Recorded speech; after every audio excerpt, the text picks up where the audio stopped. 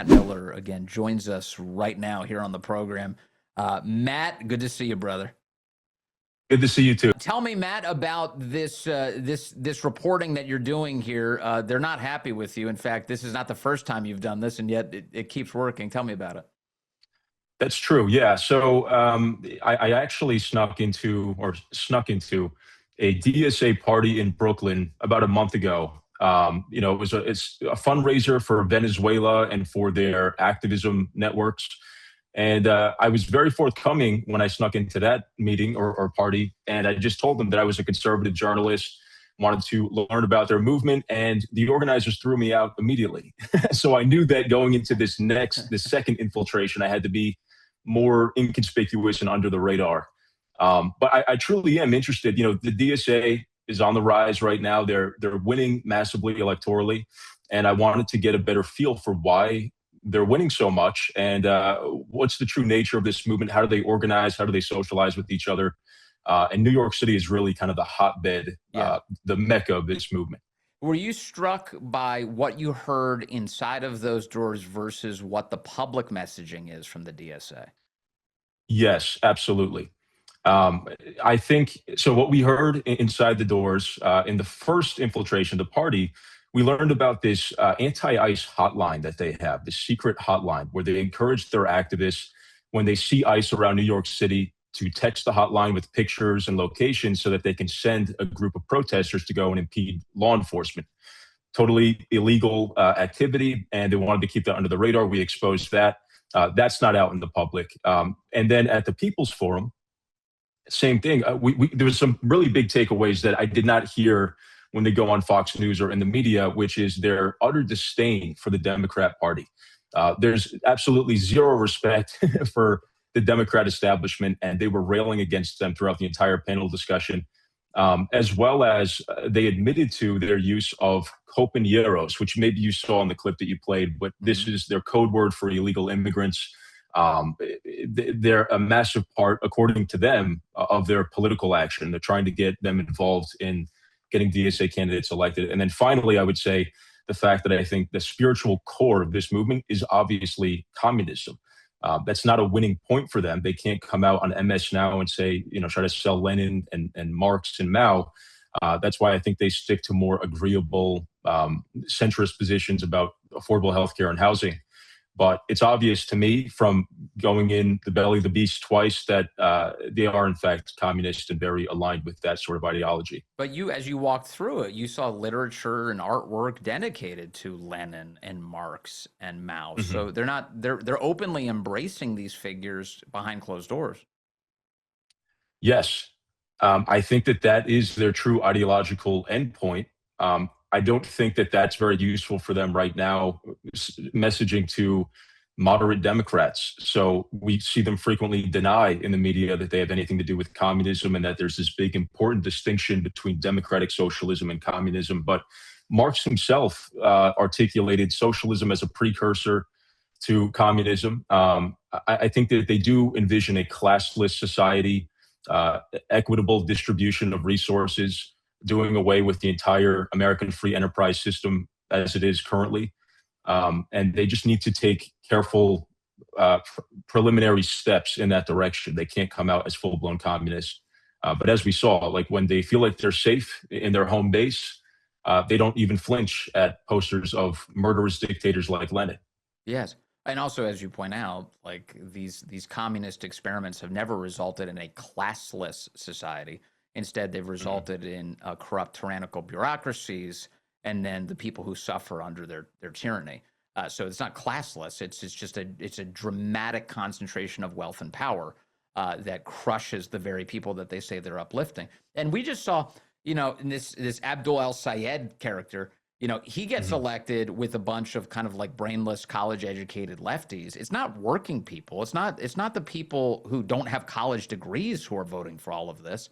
It's people who've put themselves into massive amounts of debt with no marketable skills to show for it, who then turn around and then become these kind of champagne socialists. Yes, that's very true. There's a certain demographic in the DSA, white, young, college-educated, even master's degrees and PhDs. That I think it kind of makes sense why they're embracing these ideas. It's not totally out of the blue. They feel disenfranchised. They feel like, I guess they don't want to partake in the capitalist meritocracy, or they don't feel like they can compete in it. So they would rather tear down the entire system and rebuild something new where they are positioned as the elites, the bureaucrats of the new system. And we've seen Yes. that play out in the Mamdani administration in New York. So many people who are completely unqualified to run that city have been put in high positions. So Okay, so you mentioned a moment ago, what was the phrase that they're using in New York to describe illegal aliens? compañeros, which means Compañeros. comrade in Spanish. Okay, so why are illegal aliens important to their electoral prospects? Because conventionally, as we understand it, illegal aliens aren't allowed to vote in American elections. So what role would illegal aliens play in advancing their power? Yeah, I think that's a great question. I think it has something to do with getting the Latino vote out for the DSA. And it's a lot of those communities, I think, are open and amenable to these ideas, especially now as they feel maybe disenfranchised by the Trump administration, or they feel targeted by ICE. So they're trying to swoop in and signal and message to those communities. Yeah, they're not supposed to be allowed to vote, but also we see Democrats pushing back against measures to regulate that, to make sure that people who aren't voting are in fact, or who should not be voting, are not voting. Yes. And so I think that it's part of a broader strategy to incorporate illegal immigrants into our electoral process. And I think that they're kind of useful pawns in this game to reimagine the American system. So meanwhile, of course, like opening our borders and importing a bunch of cheap foreign labor to be exploited doesn't do anything to actually help real American workers. Did any of these people realize that the ridiculous position that they're laying out? I mean, which is that like we're supposed to help workers, yet they're constantly screwing workers over by kicking the borders open.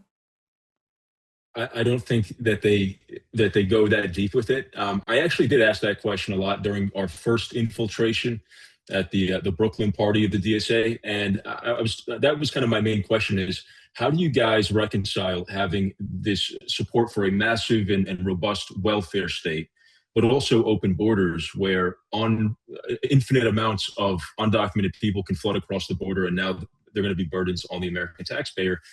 Milton Friedman, I think, famously pointed that out and said that you cannot have both. You need to have one or the other. But yeah, mathematically, it does not work. And it completely undermines the American blue collar workers who the socialists used to claim to defend and support, but apparently not, because their policies are completely antithetical to anything that would help the actual American working class. What about what kind of feedback have you gotten, reaction to your infiltration here? I imagine, candidly, I imagine your ability to do this is going to become even more difficult now, given the success, I think, of this video and the likeliness that they're going to have your picture plastered up at the. You are definitely documented, according to the commies. What kind of reaction have you gotten to this? So far, I mean, it's pretty fresh. I think you're right. It is going to be tough. It's going to be increasingly tougher to get into these events and stuff. But I don't underestimate my ability to grow a beard or to do like some kind of crazy hippie sideburns or wear a disguise or something, grow my hair out. I'll get in there somehow. And it's funny, Matt. People should know this. Just I was just telling my producer this before you came on. Matt used to work with me at the Daily Caller years ago. And one of Matt's advantages that Matt's well aware of is that he sort of looks vaguely left wing. And so we'd send Matt into these events, and he would just he'd fit in so perfectly, and people would just casually talk to you because you kind of look like one of them. But it's true. But the nice thing is you just got people to speak candidly about their actual views, and you're good at that. Yeah, I think and it's not an act. I mean, if you just genuinely have an open mind and ask a good faith question, you can really get spear point your way into a good conversation where you're going to get their honest feelings, making them feel comfortable, making them feel like you're not trying to get them or gotcha journalism, but just talk to them why do you feel this way? Let's talk about the issues. And then somewhere in there, the more comfortable they get, they'll reveal what they feel and why they feel that way. So can you, I mean, basically in summary here, Matt, it seems like a lot of this is like subterfuge. A lot of this is just like misrepresenting to the public what they really, what their real ideological goals are, and then behind closed doors conspiring against the United States of America. You mentioned that, like in your video, you mentioned that a lot of this is funded by communist billionaires like Neville Roy Singham out of China. There must be a pretty sophisticated logistical system involved in this subversion of the United States in terms of communication and organization and planning.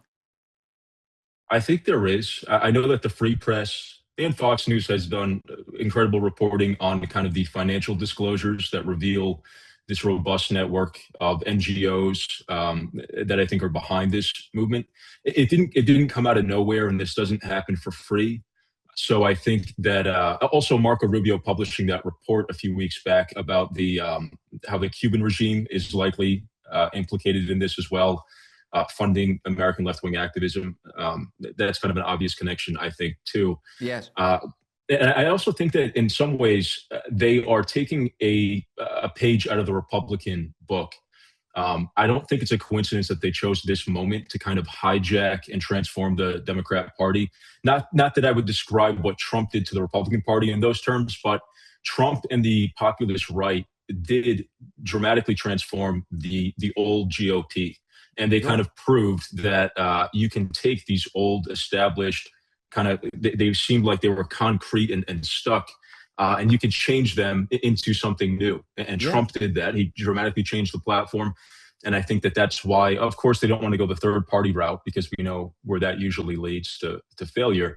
So this is their option now, to use the Democrat Party institution and resources, as well as these foreign actors, to seize their moment of opportunity and gain institutional power in American politics. Totally right. And in fact, it's impossible. It's possible to change something from within and make it better. It's also possible to make it worse. And I think that's what's happening in the latter example here. And since the DSA's founding, I just did a show on this 2 weeks ago.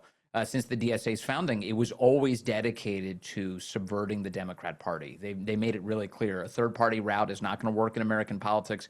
We need to take over the Democrat Party. And this has been a decades-long project, and we're seeing it come to fruition. Finally, Matt, in your video footage, you had one candidate, one woman, talking about how she kept it a secret that she was a socialist. And in order to become an American citizen, she claimed that one of the reasons for that was that she was an immigrant to Florida, where communist ideologies were not well looked upon by other immigrants. So she kept it quiet for that reason. But there's also another, I think, legal reason for this, which is that the American immigration system forbids communists from immigrating to the United States and then thus becoming naturalized American citizens at all. Do you get any sense that there's legal peril for her? I think that there may be. One of the challenges of this infiltration was trying to get the footage and kind of piecing it together in the editing process. So there was a lot of different voices and things going on. And as you saw in the hidden camera footage, we didn't always get the faces of the people speaking. So I'd have to go back and check exactly who that was. I think I could identify them. It's either Diana Marino, who is the New York State Assembly candidate for the DSA, or Claire Valdez. But yeah, I think what she admitted to was that she misrepresented her views and her intentions, and that completely subverts her pledge to the Constitution of the United States of America. And I think if I can go ahead and positively identify that person, just being totally honest with you, I don't know who it is off the top of my head, but that could definitely lead to something bad for her, I think. Well, your total honesty is why we like having you on the program, Matt. Thank you very much for the reporting and for your views today. I really appreciate you, sir. Thank you for having me. All right, there's Matt Miller. You can find him at PolitiBrawl, and he's doing amazing work. Amazing work. Matt's doing a great job. This kind of reporting is valuable. I know we spend a lot of time knocking reporters in the legacy media, but man, there's so many great independent and conservative journalists who are doing amazing work, and Matt is among them. So thank you to Matt for that.